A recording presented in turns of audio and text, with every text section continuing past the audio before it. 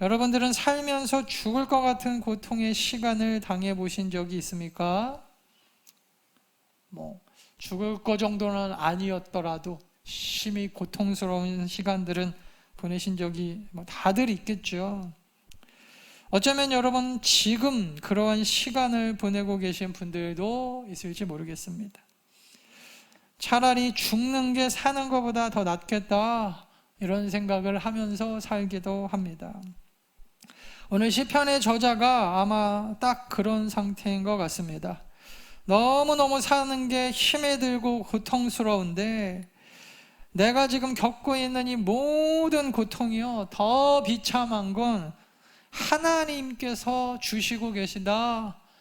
그게 내 죄 때문이든 또 다른 이유든 하나님께서 이 모든 고통을 나에게 주고 계시는 것 같은 생각이 듭니다.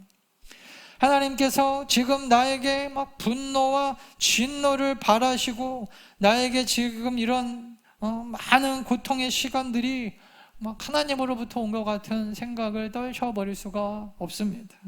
그래서 그냥 고통스러운 것도 고통인데 이 모든 고통을 하나님이 주관하고 계시고 또 나 때문에 하나님께서 진노와 분으로 이러한 것들을 나에게 주신다고 생각하니까 더 힘이 드는 것입니다.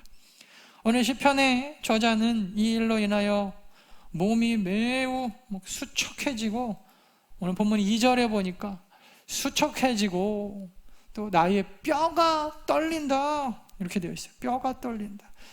몸만 수척해지는 것이 아니라 뼈 마디마디가 칼로 찌르는 듯한 고통을 느끼고 있다 이렇게 고백을 합니다. 그래서 하나님 앞에 은혜를 베풀어 달라고, 다른 말로 제발 불쌍히 여겨달라고, 현대인의 성경판 보니까 주여 나를 불쌍히 여겨주시옵소서, 내 뼈와 마디마디가 심히 고통스럽습니다 이렇게 표현이 되어 있어요. 여러분 그것뿐이 아닙니다. 이 고통의 몸의 고통을 넘어서서 영혼도 떨린다. 영혼도. 그러니까 몸만 고통스러운 것이 아니라 이 모든 몸의 고통이 내 영혼까지 전달되어서 영혼이 떨릴 정도로. 여러분 몸이 아픈 거는 그렇다 치고, 이건 우리가 육신을 가지고 있으니까, 영적으로 여러분 살아계신 분들, 여러분들의 신앙생활 가운데 영혼이 떨리는 느낌, 그런 기분 느껴보신 적 있으신가요? 정말 하나님 앞에 내 영혼이 떨려서 단순하게 그냥 죄 짓고 도망다니는 그 정도가 아니라 내 영혼이 지옥으로 쳐 박히는 것 같은 그런 느낌 때문에 도저히 살고 싶은 마음이 다 사라지는 그런 모습. 여러분 마음의 생각이 몸을 지배한다 이런 말이 있어요. 마음이 상하면 멀쩡하게 건강한 육신이 다 아픈 것처럼 느껴지기도 합니다. 그래서 여러분 마음의 질병, 이 정신의 건강이 너무너무 중요하다고 정신과 의사들이 그런 얘기를 많이 하잖아요. 예전에 제가 봤던 드라마인데, 저는 이렇게 좀 메시지가 강한 드라마를 좋아해요. 핸드폰 보다가 아무리 재밌다 그래도 안 보는 건 안 보는데, 조인성 씨하고 옛날에 공효진 씨 나왔던 거, 제목이 잘 기억이 안 나는데, 괜찮아 사랑이야. 보신 적 있으신가요? 괜찮아 사랑이야. 거기 보면 공효진이 정신과 의사고요, 조인성이 멀쩡한 사람인데 사실은 헛되게 보이는 정신병자죠. 그래서 그 정신병의 근원이 과거의 경험에서 온 그 트라우마에서부터 왔는데, 어쩔 수 없는 상황 가운데서 자기의 친형을 범죄자로 몰아서 자기 엄마를 살리려고 어쩔 수 없이 자기 형을 감옥에다 넣어야 되는, 그래서 이 감옥에 있던 형이 조인성 씨 죽인다고 쫓아다녀요.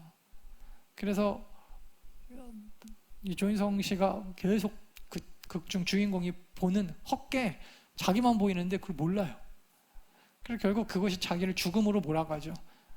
그러니까 여러분 정신적인 질병이요, 아무것도 아닌 것처럼 보이는데 그래서 거기 그 정신과적인 그 질병에 대해서 결국에는 마지막에 이 모든 것이 치료하는 과정이 다 말 그대로 사랑으로 이게 치료가 돼요.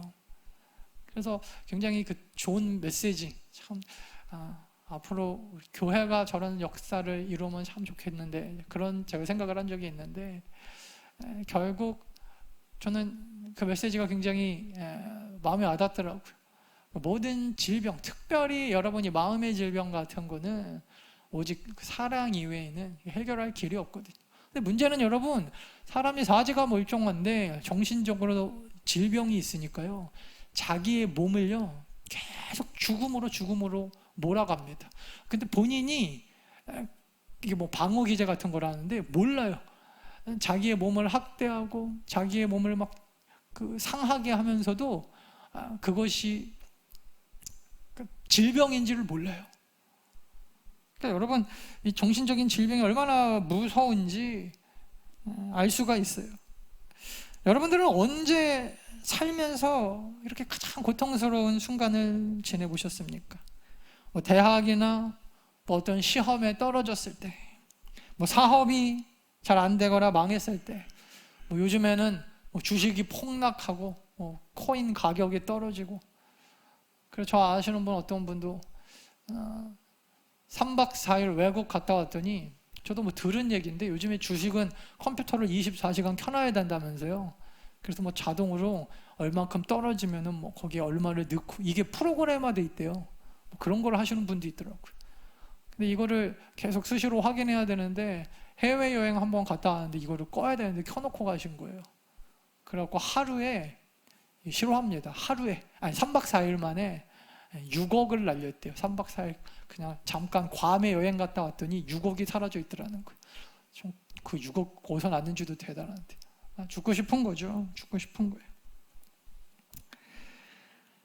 뭐 등등, 우리는 살면서 내가 원하는 대로 삶이 움직여주지 않을 때 굉장히 큰 고통을 느끼게 됩니다. 제가 목회하면서 그 중에서도 진짜 모든 사람들이 뭐 주가가 폭락해서 겪는 고통은 다 겪는 건 아니잖아요.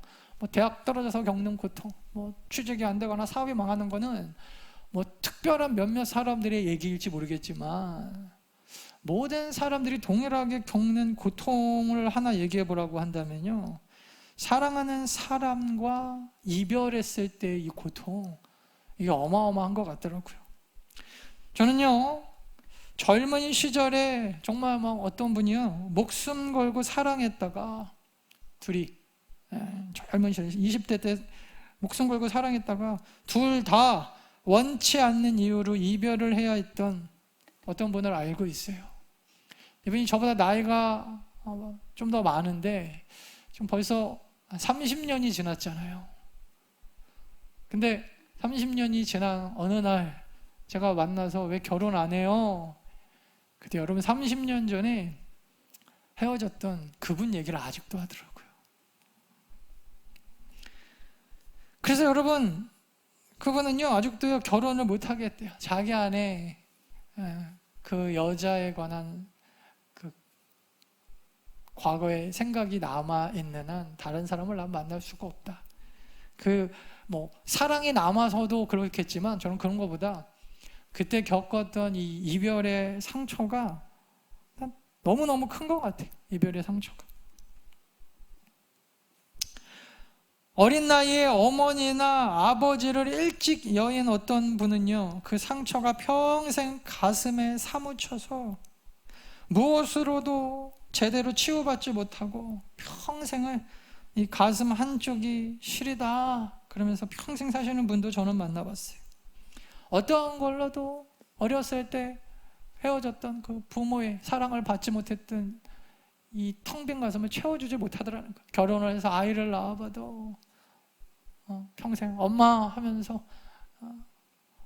받았던 그 사랑이 자기는 뭔지를 모르겠다라는 거예요.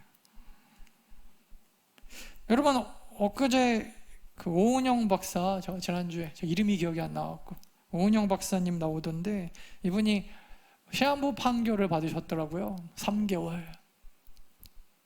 그래가지고 자기 남편이랑 자기 그 어머니를 찾아갔다잖아요. 그래서 이제 앞으로 살 날이 3개월 남았는데 이분이 그래서 어머니와 너무나 자기가 사랑하는 어머니와 뭐 인생의 매듭을 잘 맺고 또 자면서 자기 남편하고 또 그런 또 인생의 매듭을 또 이렇게 맺고 그러고 나서 이렇게 뭐 남편이 그렇게 뭐 침상에서 자기 그 은영 박사님을 붙잡고 뭐 펑펑 울었다 그러죠. 그리고 이제 수술하러 담낭에 이제 암이 있어갖고 수술하러 들어갔는데 자기가 남편과의 인연에 뭐 그 매듭도 묶을 수 있고 남편과의 인연도 너무 사랑하지만 묶을 수 있었는데 막상 죽는다고 생각하니까 자기 자식하고의 인연은 참 이렇게 매듭을 묶기가 어렵더라는 거예요. 그래서 자기 아들의 이름을 정말 그 펑펑 울면서 막 오열하면서 그 수술대에서 막 울면서 자기 아들 이름만 막 소리 지르면서 그 부르면서 들어갔다 그 얘기를 하시더라고요. 뭐 결론적으로는 암이 아니었죠. 지방 덩어리였대요. 꼭 암 모양 같아가지고 그런 줄 알았는데 대장에 있는 뭐 암은 떼어내셨고 그리고 담낭은 다행히 암이 아니었다. 그 얘기를 나와서 하시더라고요. 자기 아들과의 인연은요 죽음 앞에서도 도대체가 매듭이 지어지지 않아서 수술실로 들어가면서 아들 이름을 그냥 목이 터져라 애타게 부르다 가셨대요.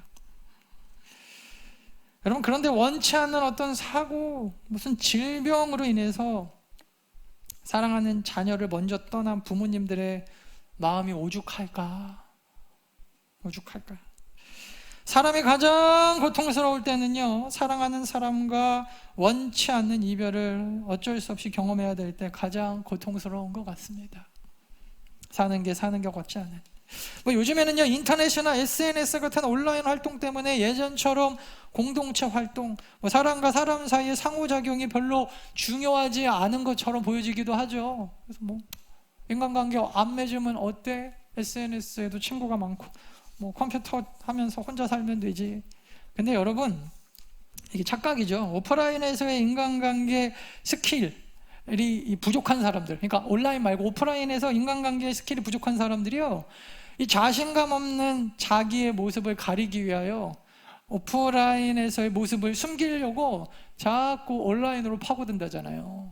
온라인에서 자기를 자꾸 꾸미고 뭐 거기서 온라인 머니 구입해가지고 거기서 막 왕으로 막 군림하고 이런 사람들 조사해 보면은 현실에서는 굉장히 수줍고 막 말도 못하고 이런 분들이 많다잖아요. 그래서 자기의 모습을 숨기고서라도 누군가와 끊임없이 관계를 맺고 특별한 사이가 되기를 사실은 거기서도 갈망하고 있는 거지 인간관계가 필요 없다라고 생각하진 않는다는 것입니다. 즉 온라인 활동을 많이 하는 사람들일수록 오히려 여러분 더욱 인간관계에 집착하는 사람들이 가능성이 더 크다는 거예요. 이해가 되죠? 그 대표적인 게 얼마 전에 그 새 모녀 살해 사건의 주인공이었던 김태현이라고 하는 걔가 왜 죽였어요? 왜 죽였냐니까 온라인에서 친구하자 그러는데 끊고 카톡 끊고 SNS 끊고 그러니까 집으로 찾아가서 죽여버리잖아요. 네가 나를 끊어? 그래서 요즘에 여러분 젊은 사람들은요 저는 아직까지는 이해가 안 가는데 가장 그 자살하는 그 큰 이유 중에 하나가 카톡 왕따 들어보셨죠? 그래서 카톡에 방 만들어 놓고 불러내갖고 막 욕하고 또 반대로 걔 없는 곳에서 따로 방 만들어서 뒤에서 욕하고 그러니까 온라인들은 오프라인들은요 인간은요 누군가의 관계가 단절되거나 원치 않는 이별 이런 걸 경험할 때 죽을 것 같은 고통 살고 싶지 않은 고통을 느끼는 것 같아요. 여러분 문제는요 말 그대로 문제는요 성도들이 하나님과의 관계도 이렇게 생각하고 있느냐 하는 것입니다. 아니 뭐 성도까지 갈 것도 없어요. 여러분들이 저는 우리 더남교회 성도들의 신앙생활이 요즘같이 코로나 때문에 신방도 못하고 자주 만나지도 못할 때는 정말 궁금한데 여기에는 우리 장로님들도 계시고 권사님들, 집사님들, 교사 선생님들 다 앉아 계시는데 전 여러분들이 진짜 궁금하거든요. 여러분들이 하나님과의 관계 단절 때문에 이렇게 죽을 것 같은 고통을 느끼며 살고 계시는가? 사랑하는 사람과 헤어지고 이별을 당하고 왕따를 당하고 버림을 받은 것처럼 막 느껴지고, 그래서 거기에 집착하면서 하나님과의 관계에서도 하나님과 사이가 멀어지고, 오늘 본문처럼 하나님이 나를 막 분노로 징계하셔서 하나님이 나를 막 떠나가시는 것 같은 그런 느낌 가운데서 차라리 살지 말고 그냥 죽어버렸으면 좋겠다. 하나님이 나를 떠나가셔서 하나님이 나와 멀어지실 바에는 내가 살 이유가 없다. 내가 좀 심하게 얘기해서 남편이나 아내나 자식하고는 떨어져 살아도 하나님과는 나는 죽어줘 못 떨어져 살겠다. 여러분, 그런 막 집착과 그 사랑의 마음으로 신앙생활을 하고 있느냐? 전 정말 그게 궁금합니다. 하나님과 사이가 멀어지고 오늘 본문에서 말씀처럼 하나님이 나를 버리시고 떠나가신다고 느껴지면 막 우리가 눈물을 흘리고, 오늘 4절 말씀 보니까 여호와여 돌아오소서, come back, return. 막 하나님 제발. 제가 어제 이거를 그 NIV하고 킹제임스 버전으로 묵상을 하면서 단어 하나하나를, 저는 뭐 영어를 잘 못하니까 하나하나를 다 찾아봤어요. 이게 무슨 의미가 있나, 아는 단어도 다. 그래갖고 쉬운 성경, 현대어 저는 다 읽어보거든요.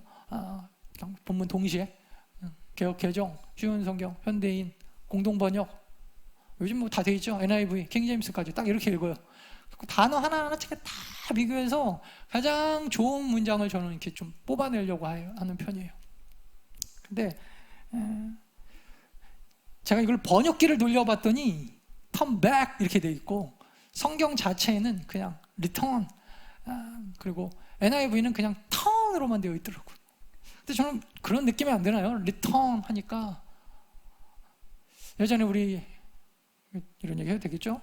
사모하고 결혼하기 전에 싸워가지고 헤어져! 그래갖고 문 탁 닫고 집에 여행 가다가 후회가 돼서 에휴, 그러고 돌이켜가지고 다시 차를 빡 돌려서 나와. 여러분, 인간관계의 회복은요, 리턴. 하나님과의 관계 회복도 여러분 리턴. 근데 여러분 중요한 게 뭐예요? 리턴의 주체가요, 내가 아니라니까요. 우리 장로교 교인들은요 너무 교만합니다. 여러분들 얘기해요. 교리가 그래서 그런가, 내가 아무리 잘못해도 절대 하나님은 버리지 않으실 거라고, 아니 절대 그렇게 못할 거라고, 도대체 이게 무슨 확신인지 다 그러고 살아가요.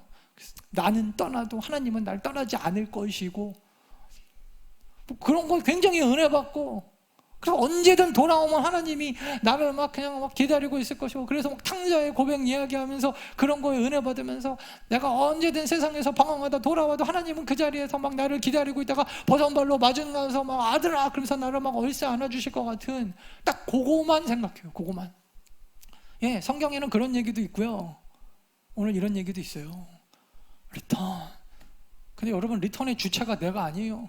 하나님이 돌아오시지 않으면 내가 아무리 주여 돌아오소서, 주님 돌아와서 다시 한번 나와의 관계를 회복해 주시옵소서. 근데 오늘 1절에 뭐라 그래요? 주님께서 분노하시고 막 진노하시고 계셔서, 아니 나는 리턴하지 않을 거야. 그래서 여러분, 이 시편의 기자가 펑펑 울고 있는 이유가 뭐예요? 리턴의 주체가 하나님이신데 도대체 하나님이 돌아오실 건지 아닐 건지 알 수가 없기 때문입니다. 살면서 믿고 있던 사람에게 여러분 배신 당해봤습니까? 절대로 자기를 떠나지 않을 거라고 믿었던 사람에게 여러분 뒤통수 맞아봤어요? 전 사실 경험이 있거든요. 절대로, 설마 뒤통수를 맞아봤어요? 충격이요, 그냥 무슨 시험 대학 떨어진 충격하고 비교가 안 돼요. 정말 그런 무슨 뭐 어디 좀 떨어지고 이 정도의 충격이 아니라니까요. 여러분, 왜 하나님은 그러지 않으실 거라고 여러분 확신하면서 살아갑니까?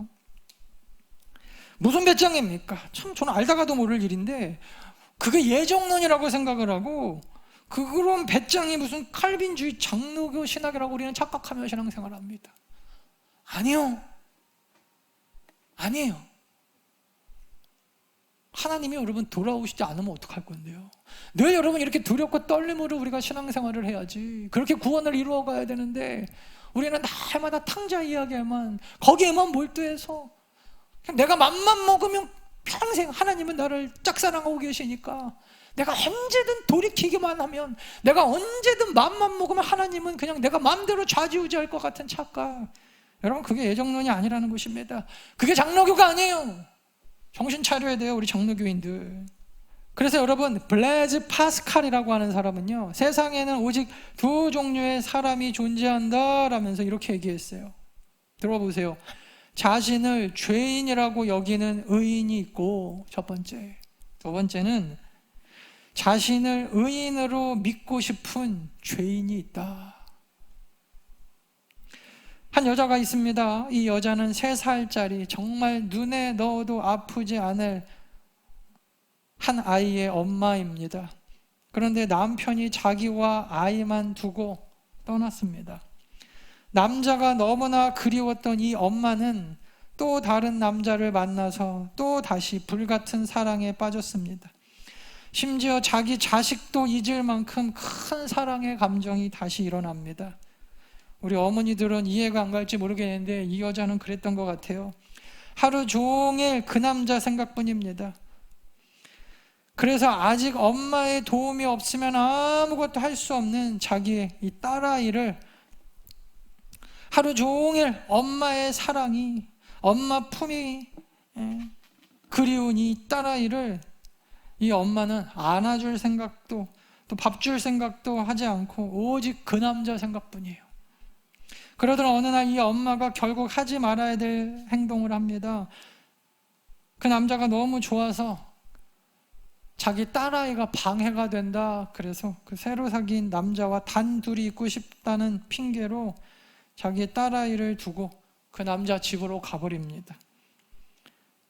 딸아이는 혼자 집에 덩그러니 남게 됐어요.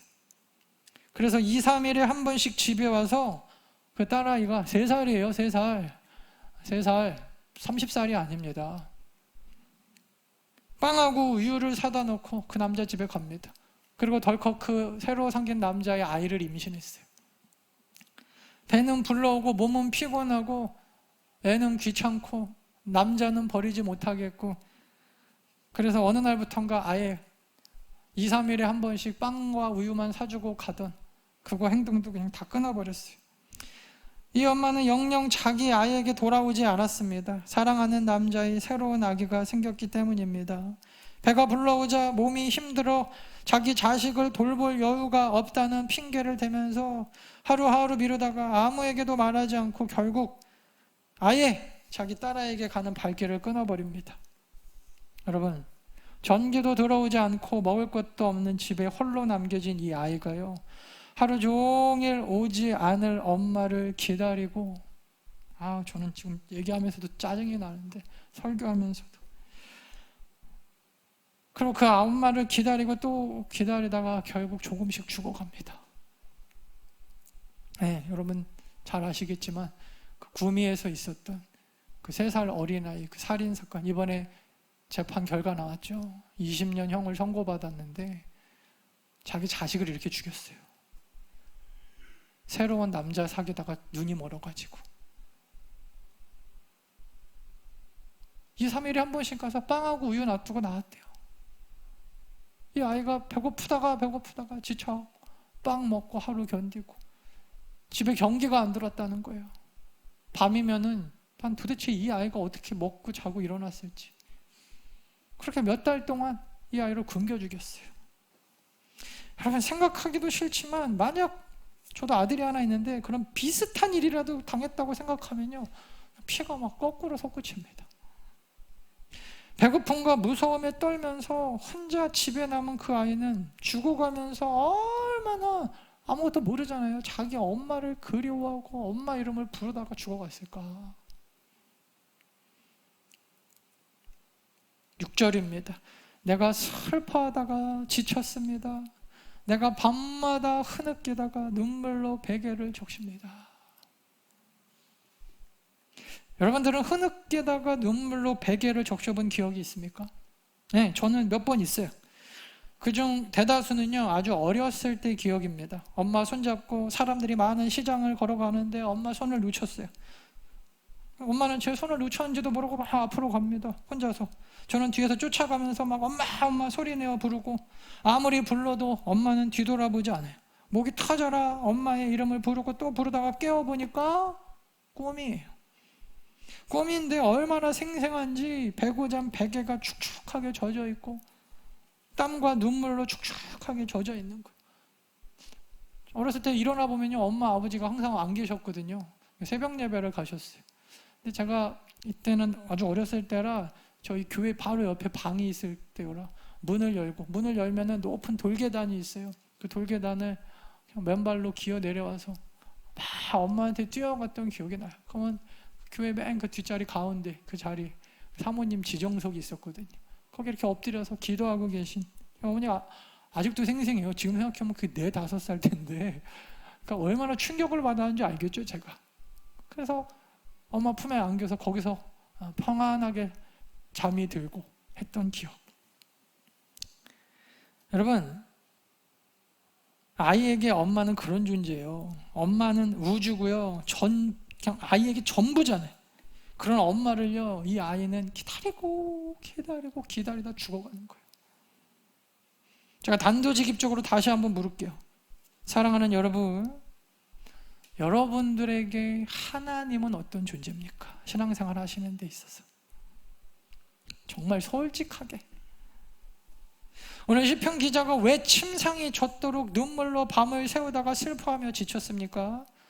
바로 하나님께서 자기를 떠나셨다는 이 불안감, 슬픔, 이 슬픔이 시편 기자가 지치도록 밤마다 눈물로 베개를 적실 만큼 흐느끼게 한 거예요. 여러분들은요, 오늘 시편 6편을 묵상하는 여러분들의 영적 상태는 어떻습니까? 눈에 넣어도 아프지 않을 딸 자식을 죽인 그 여자는요, 딸보다 더 사랑했던 남자 때문에 딸을 죽였어요. 잘못된 사랑은 자식도 죽입니다. 자식이 죽어도 정신을 못 차려요. 자기가 지금 뭔 짓을 하고 있는지 몰라요. 정신이 나갔거든요. 여러분들도 지금 그렇게 살고 있지 않냐는 거예요. 세상에 눈이 멀어서 세상에 푹 빠져서 하나님의 나를 떠나셔서 내 영혼이 죽어가고 있는데도 몰라요. 사랑하는 여러분, 여러분들의 영혼은 하나님과 연결되어 있습니까? 하루 24시간 중에 여러분의 영혼이 진정으로 하나님을 찾고 붙어있는 시간이 얼마나 돼요? 주일날 1시간 예배드리면서 여러분 만족하며 살지 마십시오. 제발 부탁드릴게요. 제가 구체적으로 물어보면 여러분 너무 창피하시고요. 솔직하게 여러분 하루에 성경 몇 장은 읽어요? 우리 장로님들, 권사님들 읽긴 읽나 모르겠어요. 내가 매일 전화해서 물어볼 수도 없고. 신앙생활 한다고 하면서 이름은 교사인데 이름은 집사고 권사고 장로들인데 기도 얼마나 하세요? 어차피 여러분 사람에게는 24시간 똑같이 주어져 있는데 우리가 막 텔레비전은 4, 5시간씩 앉아가지고 막 봐도 시간 가는지도 모르잖아요. 때로는 세상에서 여러분 돈을 벌 때는 막 정신 못 차리고 우리가 돈은 벌면서 뭐 좀 딴소리일 수 있겠지만 제가 오늘도 보니까 몇몇 분들 상당히 많은 몇몇 분들이 예배 시간에 좀 늦으시는데 예배 시간에 늦지 마세요. 아셨죠? 제가 좀 한 사람 한 사람 약속 받을까요? 하나님 앞에 약속하십시오. 정신 차려야 돼요. 일주일에 예배 1시간 드리는데 뭐 20분씩 늦으면 이거 예배가 아니지. 그거. 제 설교 들으러 올 거면 여러분 유튜브로 들으세요. 설교 듣는 게 아니잖아요. 찬양 다 빼먹고 이것저것 다 빼먹고. 다음 주부터 여러분 예배 시간 10분 전까지 다 오세요. 10분 전까지도 이거 창피한 건데 오셔갖고 여러분 마음을 정돈하고 하나님 만날 준비를 하셔야지. 살아있는 예배 드려야 될 거 아닙니까? 그 예배 때 여러분 정말 하나님과 인격적인 교제가 있습니까? 그거 없으면 여러분 눈물로 막 베개를 적시면서 기도해야죠. 죽어가고 있는데 왜 몰라요? 자기 영혼이 죽어가고 있는데 그걸 몰라요? 어디에 정신 팔려 있는 거예요? 자기 딸 자식이 죽어가도 남자의 눈이 멀어가지고 아무것도 그냥 모르고 정신 나간 여자처럼. 여러분, 우리 그렇게 신앙생활하고 있지 않냐는 거예요. 여러분, 예배만 드린다고 될 일이 아니고요, 여러분들의 하루를 어린아이가 엄마 품에서 안식과 평안함을 느끼는 것처럼 그렇게 사시기를 바랍니다. 뭐 공부 좀 안 하면 어때요? 돈 좀 못 벌어도 어때요? 조금 우리가 불편하면 어떻습니까? 지금 내 영혼이 죽어가고 있는데 그거는 모르고. 여러분, 다윗의 위대함이 어디 있습니까? 다윗은요, 밧세바하고 간음하고 자기 부하를 죽이는 살인을 저질렀음에도 자기의 죄를 깨닫고 하나님이 멀리 떠나가시는 걸 두려워하면서 침상을 적시면서 울잖아요. 여러분, 그렇게 울어본 적이 언제입니까? 오늘 같이 찬양할까요? 정결한 마음 주시옵소서. 오늘 이 시편 다윗의 고백을 마음에 품고 함께 고백하기 원합니다.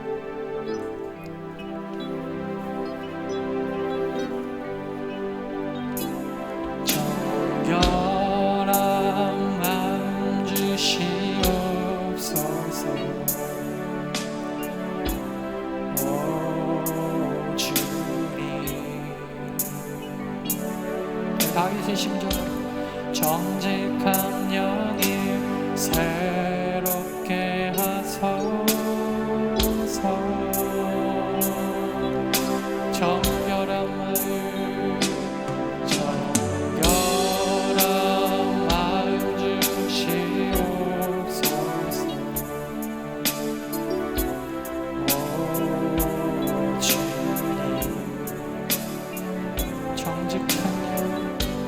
정직한 영이 새롭게 하소서.